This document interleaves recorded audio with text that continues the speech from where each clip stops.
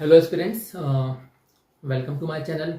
और आज हम डिस्कस करने वाले हैं एमपीएसआई का सिलेबस। हमने लास्ट इसमें वीडियो में पैटर्न डिस्कस कर लिया था, तो अब इसमें आने क्या वाला है मैं सीधे आपको उनके ऑफिशियल नोटिफिकेशन रूल बुक से बताऊंगा, सो दैट कोई कन्फ्यूजन या कोई गलती की चांसेस ना रहें और आपको बार बार सिलेबस के लिए नोटिफिकेशन ना पढ़ना पड़े, क्योंकि उसमें 80-85 जो पेज हैं उसमें आप कहाँ तक उसमें बार बार देखने में कोई मतलब नहीं है। और मेरा एमपी कांस्टेबल में जब सिलेक्शन हुआ था 100 में से 85 मार्क्स आए थे मेरे उसमें। और बट मैं उसके फिज़िकल में नहीं जा पाया क्योंकि उस दिन मेरा पटवारी का पेपर था, और लेकिन मेरा पटवारी में हो गया था। सो हो सकता है मैं आपके लिए कुछ मदद कर सकूं, आपके लिए तैयारी में थोड़ी सी यूज़फुल रहूं।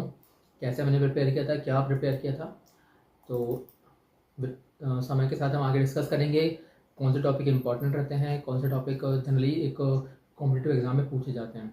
फिलहाल हम लोग डिस्कस कर लेते हैं ये आखिर सिलेबस क्या क्या है। तो सबसे पहले हम लोग प्रीलिम्स में आपको सीधे मैं इससे बता रहा हूँ, क्योंकि सो दैट आपको बार बार ना पढ़ना पड़े, है ना, कन्फ्यूजन ना रहे कहीं कोई सी। तो प्रथम चरण प्रारंभिक लिखित परीक्षा, इसमें नेगेटिव मार्किंग नहीं है। इसमें 100 नंबरों का टोटल पेपर होगा। और प्रथम चरण प्रारंभिक परीक्षा, प्रिलिमिनरी टेस्ट कहते हैं इसको, प्रिलिमिनरी टेस्ट। तो डिस्कस कर लेते हैं। प्रथम चरण प्रारंभिक लिखित परीक्षा। लिखित परीक्षा जरूर है, पर ये वास्तुनिष्ठ होने वाला है और इसमें बहुविकल्पीय प्रश्नों पर आधारित परीक्षा आयोजित की जाएगी, लिखा हुआ है साफ साफ। तो लिखित सुन के आप ज़्यादा दिमाग ना खराब करें अपना। और इस 100 मार्क्स का होगा, अवधि 2 घंटे की होगी और निम्नलिखित विषयों में से प्रश्न पूछे जाएंगे। सबसे आसान चीज़ इन्हें दे दी है, जो कि बहुत बढ़िया चीज़ दी है। हिंदी भाषीय बोध, अंग्रेजी भाषीय बोध, विश्लेषणात्मक क्षमता, एनालिटिकल रीजनिंग होती है आपकी, इतिहास, भूगोल, विज्ञान, नागरिक शास्त्र, बुनियादी कंप्यूटर ज्ञान, तर्क शक्ति, करंट अफेयर्स, यह होगा 10 टोटल। तो इसमें आपके लिए कुछ नया नहीं है, बट एक क्लासीफाई कर दिया है लोगों ने कि ये रहेंगे आपके टॉपिक्स। तो सभी के लिए नहीं किए गए परसेंटाइल के आधार पर सूची तैयार की जाएगी, मेरिट लिस्ट तैयार की जाएगी, सो दैट जो 10 टाइम्स लेंगे, जो 500 का 10 टाइम्स 10 गुना, तो 5000 बच्चों को मेंस देने के लिए मिलेगा। कोई अगर 99 नंबर लाता है तो वो टॉप यानी कि 100 परसेंटाइल माना जाएगा। उसके बाद 98, 99 ऐसे करते करते जो होंगे वो आउट ऑफ 100 उसका 99 माना जाएगा, टॉप 100 99 रहेगा।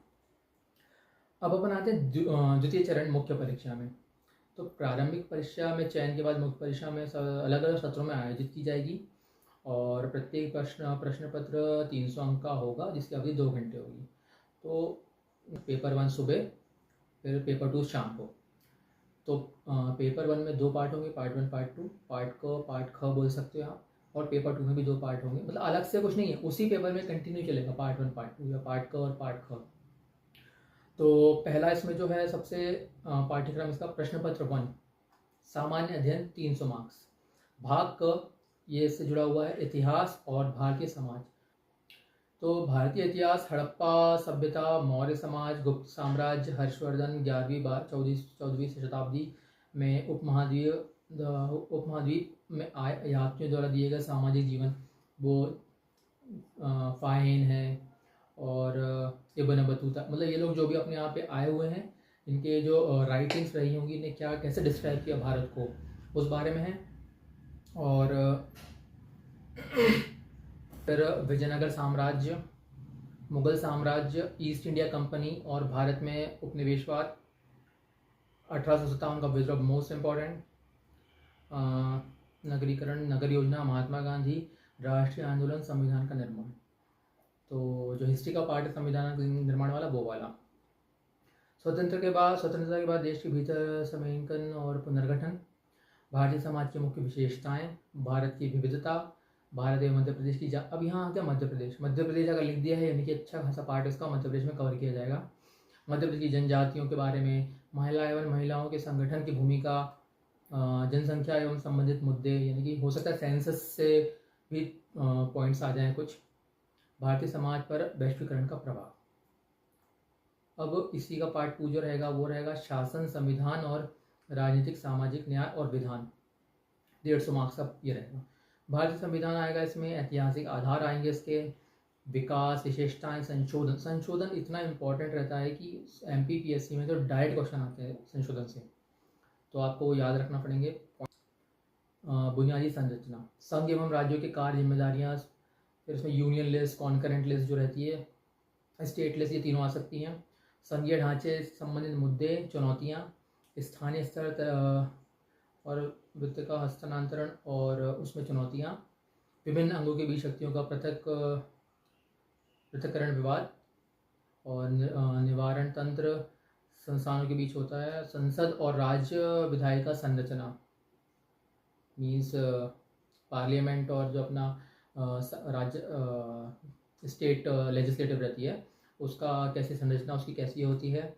उसमें सबसे ऊपर जैसे स्टेट में वहाँ पे लोकसभा स्पीकर होता है, यहाँ पर कौन होता है, मतलब उस हिसाब से पूरा डिस्कस करना पड़ेगा। कार्यपालिका और न्यायपालिका की संरचना, संगठन, कामकाज, सरकार के मंत्रालय, विभाग, दबाव समूह और औपचारिक अनौपचारिक संघ और राजनीति में उनकी भूमिका।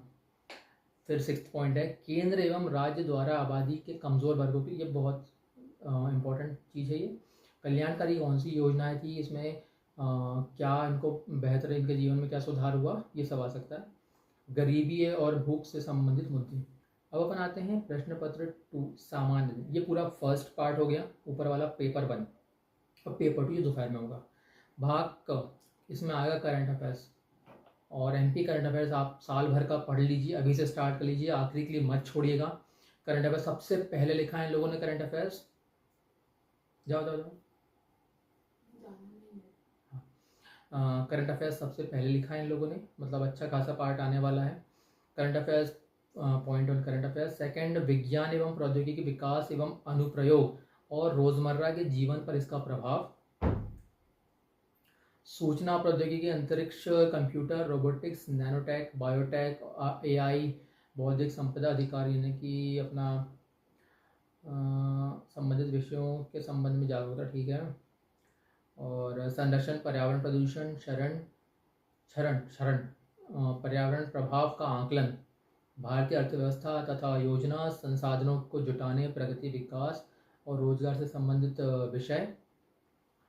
और नवीन तकनीक जैसे सूचना और संचार तकनीकी, अंतरिक्ष, GIS, GPS, जैव प्रौद्योगिकी, नैनोतकनीकी, पुलिसिंग, यातायात, स्थानिक नियोजन, गृह और एवं क्रीड़ा आदि के क्षेत्र में इनका अनुप्रयोग।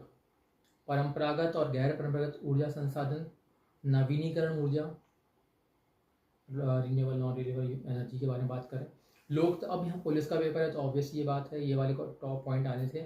लोकतंत्र में पुलिस सेवाओं की भूमिका, विकास और उग्रवाद के बीच संबंध, आंतरिक सुरक्षा के लिए चुनौतियाँ उत्पन्न करने वाले बाह्य राजकीय एवं गैर राजकीय कारकों की आंतरिक सुरक्षा की चुनौतियों को उत्पन्न करने में भूमिका, संचार नेटवर्क के माध्यम से आंतरिक सुरक्षा को चुनौती, आंतरिक सुरक्षा चुनौतियों में मीडिया और सामाजिक नेटवर्किंग साइटों की भूमिका, साइबर सुरक्षा की बुनियादी बातें, धन संशोधन और इसे रोकना, बाह्य एवं आंतरिक सुरक्षा के मुद्दे, संगठित अपराध और आतंकवाद के बीच संबंध। तो ये दोपहर वाले पेपर का पार्ट 1 हो गया। दूसरे पार्ट भाग ख में है तर्क एवं अंकों की व्याख्या, आधार संख्याएं और सांख्यिकी, फिर आंकड़ों का प्रबंधन एवं व्याख्या, मतलब चार्ट, ग्राफ्स, तालिका आदि, अनुपात और समानुपात, इकाई विधि, लाभ एवं हानि, प्रतिशत, छूट, साधारण और चक्रवर्ती ब्याज, क्षेत्र विधि, क्षेत्रफल, परिमाप, आयतन, तार्किक शक्ति, विश्लेषणात्मक क्षमता और समस्या समाधान। तो ये हो गया अपना पूरा सिलेबस प्रीलिम्स और मेंस का।